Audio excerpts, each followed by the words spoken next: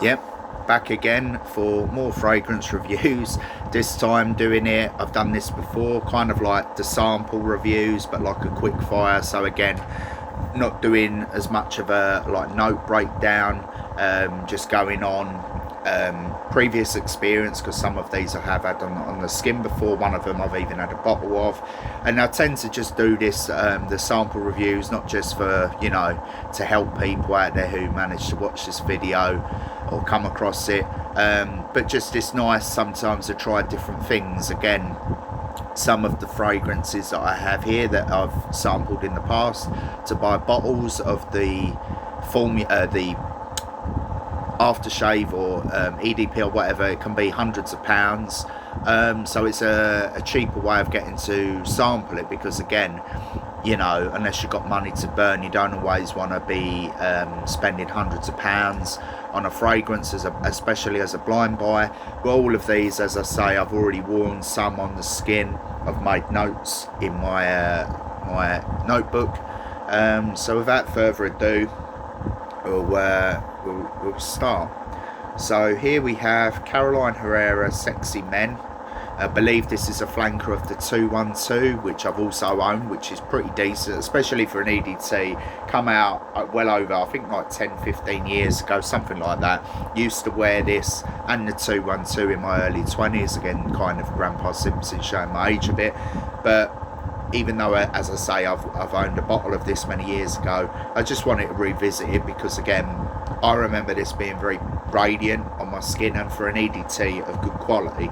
Again, I'm not saying all EDTs are bad, but generally speaking, a lot of EDTs nowadays leave a lot to be desired. Their performance and the radiance and the sillage isn't very good. So anyway, put it on the tester. Down. So already, like with all EDTs, you get that initial burst of like the radiance, especially if it's like citrus heavy. So going for a closer inspection. Yeah, very pleasant. I'd say this is like an easily worn fragrance for men. I think it would, and again, I don't want to use the cliche of mass appeal. I think it could be worn multiple times of year.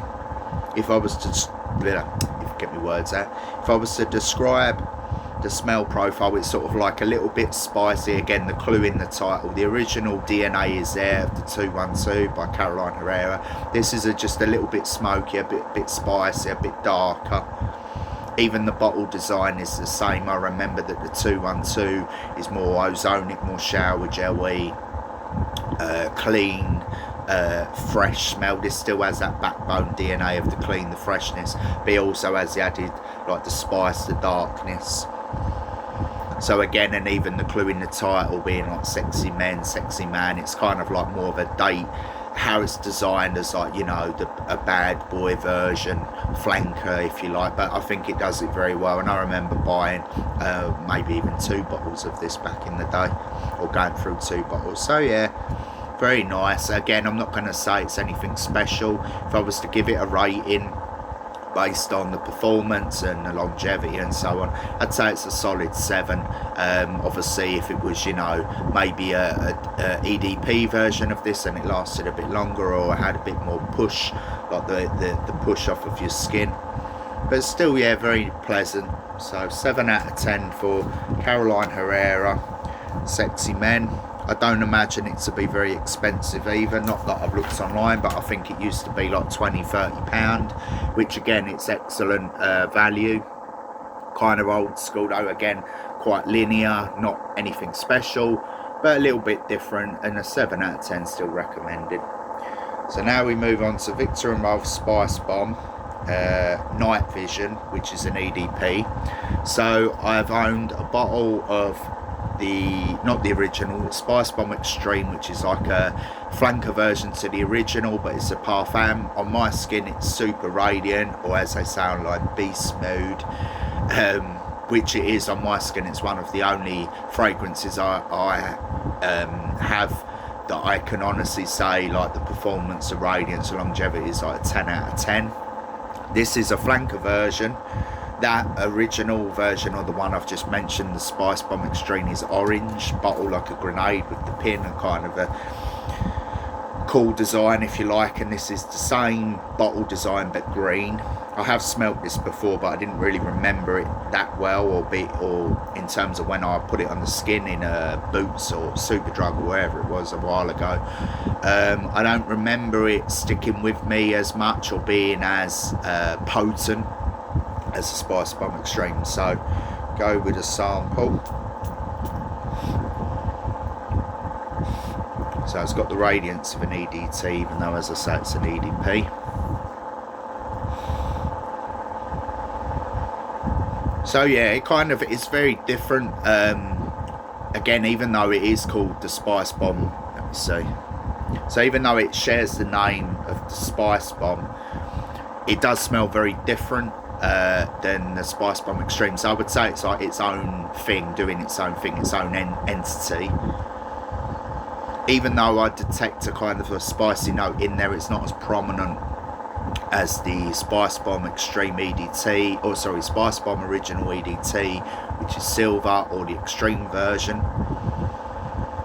If you like a bit of spice, it's there. If I was to describe it though, it's nothing special. And again, from when I wore it on my skin last time, I never really felt, you know, it holds a candle to that Spice Bomb Extreme. It's different though. I've even got a bit on my hand just to see if it smells any different. No, it's nothing special. In all honesty, it's quite flat as well. Where, as I say, the Spice Bomb Extreme is very potent, it's very radiant off of my skin and off of a tester, where this, I keep going in and it's like I don't really decipher. It's just like a pleasant smell. Yeah, it's sort of like slightly green, how I picture it. Again, it could be even the design of the bottle, how it makes you perceive certain smells and imagery, but sort of like an outdoory, the name being night vision, you do picture green anyway, because again, night vision, you think, oh, night time, going out. But in all honesty, I would say the Spice Bomb Extreme is more of a going out clubbing smell than this. This is just like a pleasant, little bit spicy, little bit green, ozonic kind of smell. Not really woody or anything in particular. So, like, in all honesty, I'd say it's like a 6 out of 10. I think they also have a red version, the flank. I think that's neon or whatever that's called. I think I remember smelling that, and that's cherry, and it was a little bit different. But yeah, so move on to the next one, Rossa Parfum Oceana. So again, all of these I've had on the skin previously. I've had these samples a few weeks, so obviously what I would do, I put it onto the skin with no other fragrances, no other smells, go about my day, go in, smell it, test the performance and the radiance. I remember this being pretty good performance radiance wise, much like in a previous video I've done another Rossa Parfum fragrance, Elysium, which was very nice. Expensive though, but yeah. So onto the tester. So Rossa Parfum's Oceana.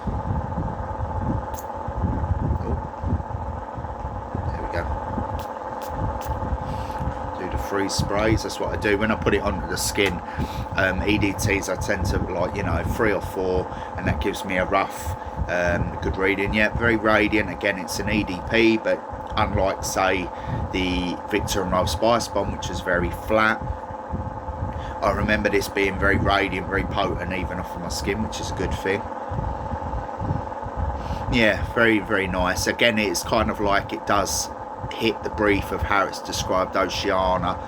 You kind of get like that outdoor, ozonic, like sea by the beach vibes.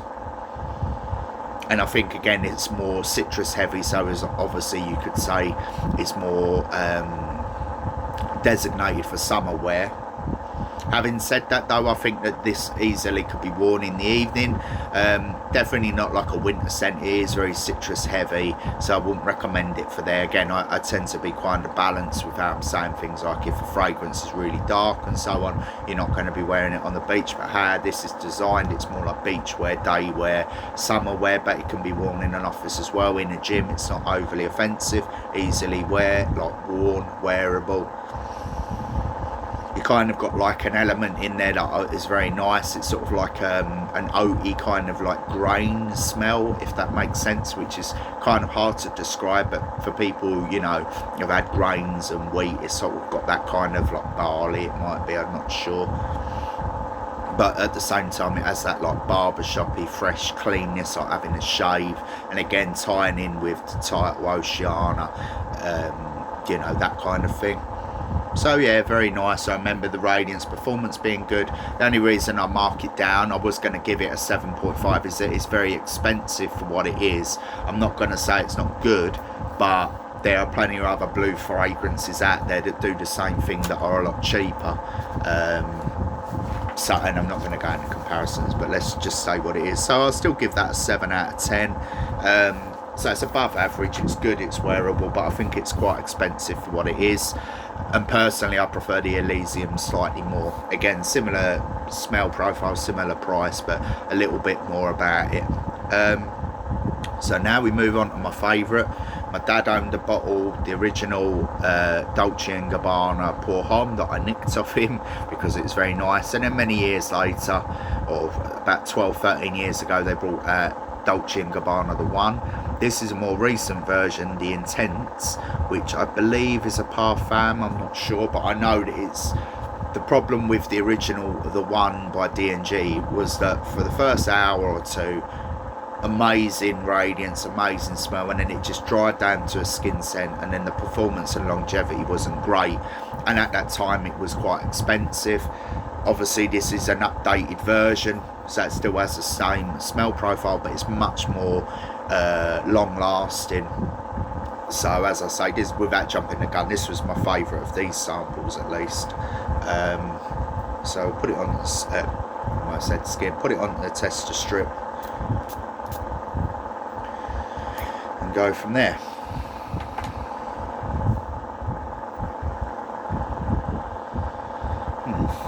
Very, very nice. Again, I'm not, I could just leave it there, just say yeah, very nice, 8 out of 10. But it's just got like a dark, I don't want to say brooding, but like a very masculine kind of a mixture of multiple things, sort of dark and smoky. Definitely not like an office or gym fragrance. This is very strong. This is definitely a going out, important events, you know, nice meal, restaurant with a partner, something really, you know, something special. But yeah, it's kind of got elements of multiple things. You've got the darkness, there's a bit of woodiness there, there's also the sweetness is all blended together well. And as I say, it's just very appealing. I can't stop smelling it. Obviously I like it a lot. I like the original. A lot of Dolce & Gabbanas have that kind of that DNA of like ticking the masculine boxes of what you want, the woodiness, smokiness, kind of that classic gentleman's sort of fragrance. So yeah, 8 out of 10. Performance, radiance, very good.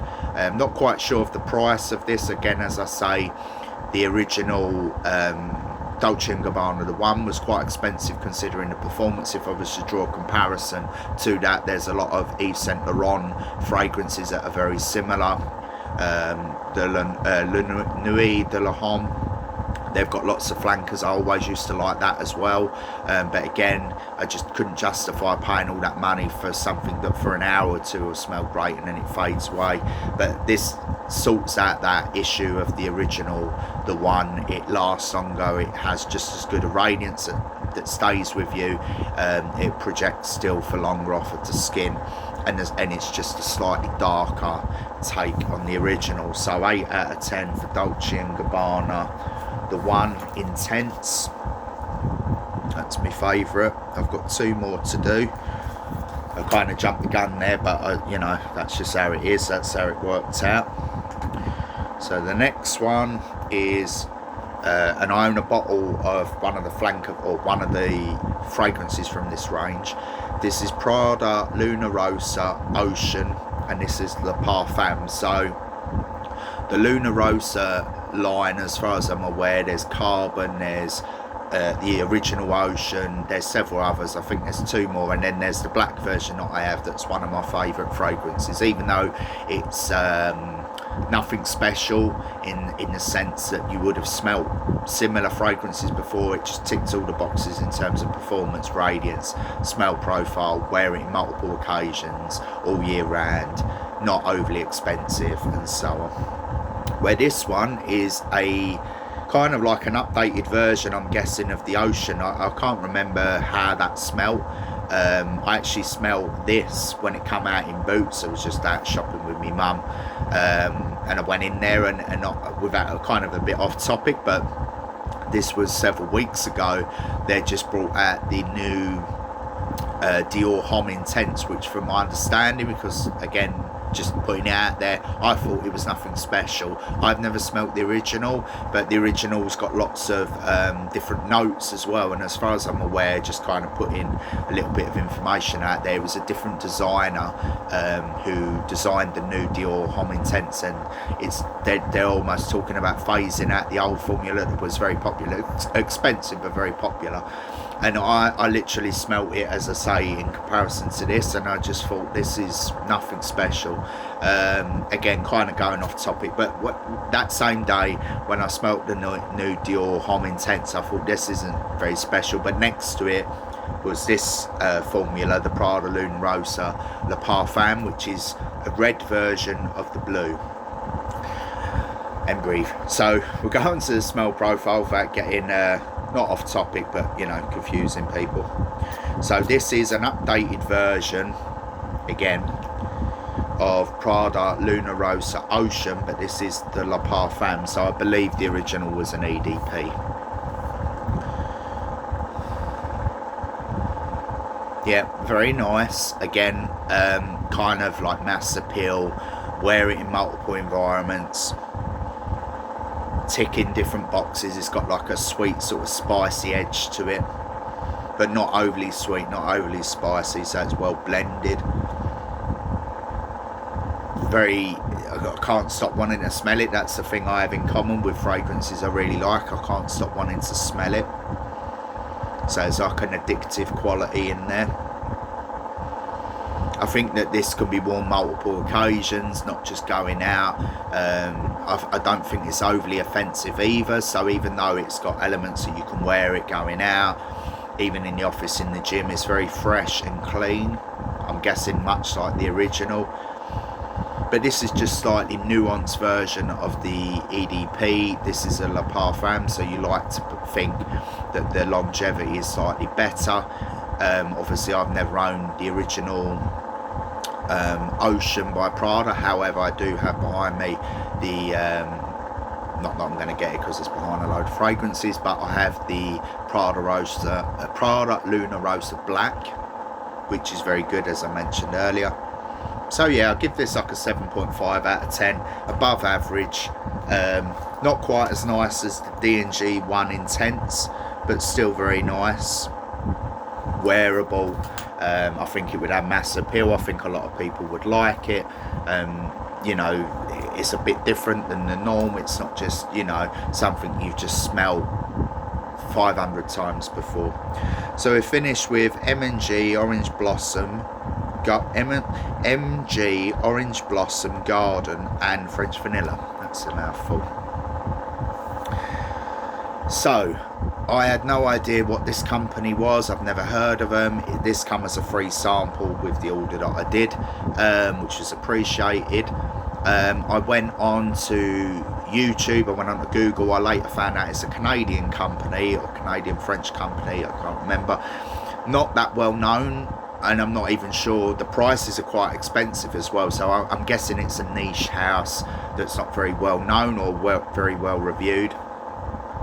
But we'll put this on. I do remember this being polarising, so you're either going to love it or you hate it. I thought it was quite nice, but we'll put it on and then go through the review. And This is the final one, so I knocked them out quite quick. So I'll be honest, how this comes across originally, I thought this was a perfume for women because it's very feminine leading. It is actually unisex or for men, so even though I would describe it as very feminine leading, men potentially could wear it. I wouldn't personally wear it though. Very sweet, very floral.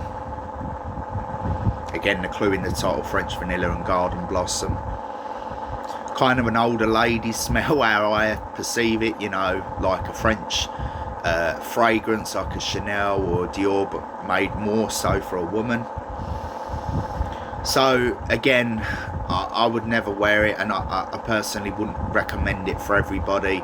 It is kind of expensive for what it is. The radiance and performance is good.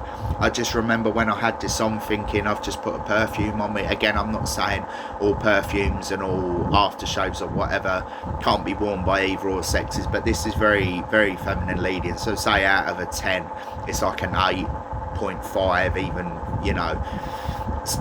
And again, I'm not going to say there's masculine edge to it, because there isn't. It is very nice though. The performance and radiance is very good.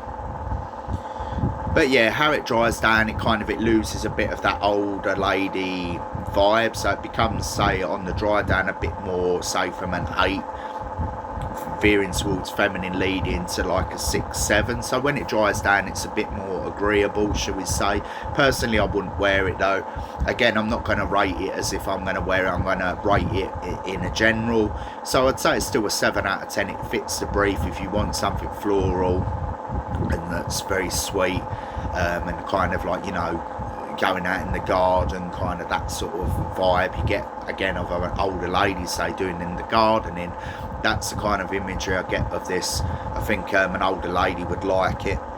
I wouldn't really recommend it for men though, even though, as I say, it's advertised as unisex. I don't think many men would wear this, but they could. So anyway, so 7 out of 10 to finish. And to recap and to finish the video, so we go in order. So my favourite was the D&G, the One Intense, that got an 8 out of 10.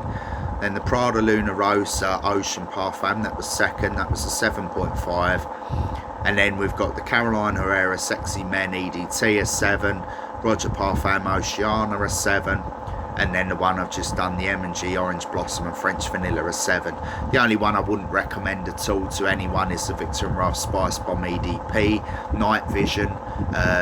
It's a flanker version of a much better Extreme. So really, I'd recommend them all minus the Night Vision by Victor & Rolf. I've kind of given a general, but they all kind of have given the environments and where you could wear them and so on. So I hope this another sample review, to whoever finds this, they find it helpful. Nothing more I can say. So yeah, end it there.